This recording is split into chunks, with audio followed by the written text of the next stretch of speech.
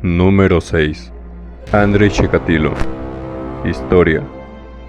Andrei Chikatilo, conocido como el carnicero de Rostov o el destripador rojo, fue un asesino en serie soviético que cometió al menos 52 asesinatos entre 1978 y 1990 en Unión Soviética.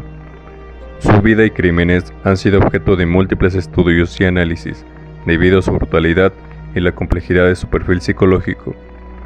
Andrei Romanovich Chikatilo nació el 16 de octubre de 1936 en Yablonnoye, una aldea en Ucrania. Creció en una época de gran hambruna y pobreza extrema debido a las políticas de colectivización de Stalin y la Segunda Guerra Mundial. Según relatos, su madre le contaba historias de cómo su hermano mayor había sido secuestrado y canibalizado durante la hambruna, lo cual marcó profundamente su psique. Chikatilo se graduó en la Universidad de Rostov con un título en literatura rusa. Trabajó como maestro de escuela, pero fue despedido por acoso sexual a sus estudiantes. Posteriormente, ocupó varios trabajos administrativos y operativos. Chikatilo se casó y tuvo 2 hijos, pero su vida familiar estuvo marcada por la disfunción. Sufría de impotencia y sus frustraciones sexuales se manifestaban en fantasías violentas. Métodos y modus operandi. Conocido como el carnicero de Rostov o el destripador rojo, Chikatilo tiene un patrón de selección de víctimas que incluía a mujeres y niños vulnerables. Los atraía ofreciéndoles comida, dulces o dinero, y los llevaba a lugares remotos donde los atacaba. Sus crímenes eran extremadamente violentos, caracterizados por múltiples apuñalamientos, mutilaciones genitales y en algunos casos canibalismo. Chikatilo solía morder y arrancar partes del cuerpo de sus víctimas. A menudo dejaba los cuerpos en estado de descomposición, lo que complicaba la identificación y la causa de la muerte. Tenía preferencia por niños y niñas, adolescentes y mujeres jóvenes.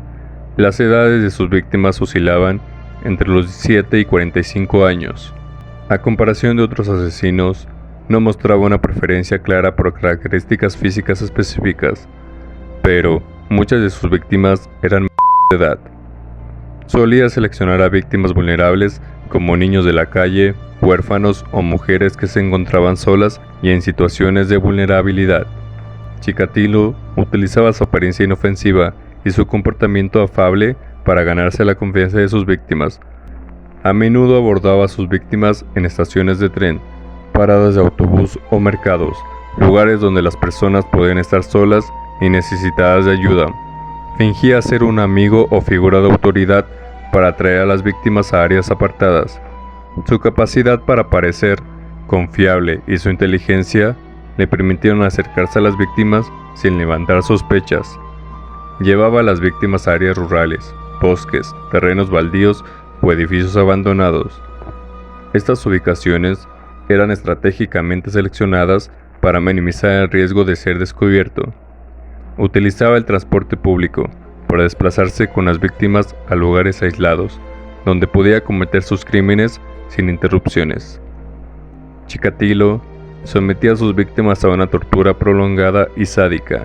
La tortura incluía mordeduras, cortes y mutilaciones. A menudo mutilaba los cuerpos antes y después de la muerte. Sus métodos incluían apuñalamiento múltiple y cortes profundos. Utilizaba cuchillos, tijeras y otros objetos afilados para desmembrar a sus víctimas. Métodos de asesinato. La mayoría de las víctimas eran apuñaladas repetidamente, a veces hasta 50 o 60 veces. Los apuñalamientos eran a menudo en el torso, el cuello y los ojos. Algunas víctimas eran estranguladas o golpeadas hasta la muerte. El estrangulamiento era una táctica común en sus primeros asesinatos, pero, a medida que evolucionó, prefirió los apuñalamientos. Chikatilo también cometía actos de violencia sexual antes y después de la muerte de sus víctimas. Sus crímenes sexuales incluían violación y mutilación genital. La necrofilia y el canibalismo eran también parte de su modus operandi en algunos casos, lo que añadió una capa de horror a sus crímenes. Dejaba los cuerpos en lugares donde podrían descomponerse sin ser descubiertos rápidamente, como bosques densos y zonas rurales. A veces cubría los cuerpos con hojas, ramas o tierra para acelerar el proceso de descomposición y dificultar su descubrimiento. En varios casos, mutilaba los cuerpos después de la muerte para dificultar la identificación. Esto incluía la extirpación de órganos y partes del cuerpo. La mutilación post-mortem también tenía un componente ritualista para Chicalito, lo que le proporcionaba una gratificación personal.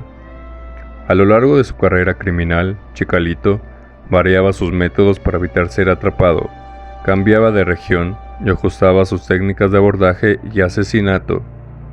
Su capacidad para adaptarse y cambiar sus métodos complicó la labor de las autoridades, que inicialmente no pudieron establecer un patrón claro. Viajaba a menudo entre diferentes regiones de la Unión Soviética, lo que le permitió diversificar sus crímenes y evadir la captura por mucho tiempo. Utilizaba su trabajo como proveedor de material para la industria soviética, lo que le daba una excusa legítima para viajar frecuentemente. Crímenes. Chikatilo comenzó su carrera criminal en 1978 con el asesinato de una niña de 9 años, Yelena Zakotnova. Durante más de una década, violó, asesinó y en muchos casos mutiló a sus víctimas. Chikatilo confesó haber cometido 56 asesinatos, pero fue condenado por 52 de ellos. Los detalles de cada crimen varían en términos de información disponible. Algunas de sus víctimas son las siguientes. Yelena Zakotnova, 9 años. Encontrada en diciembre de 1968 en Chakki, primera víctima conocida, secuestrada, asesinada y mutilada. Larisa Tkachenko, 17 años.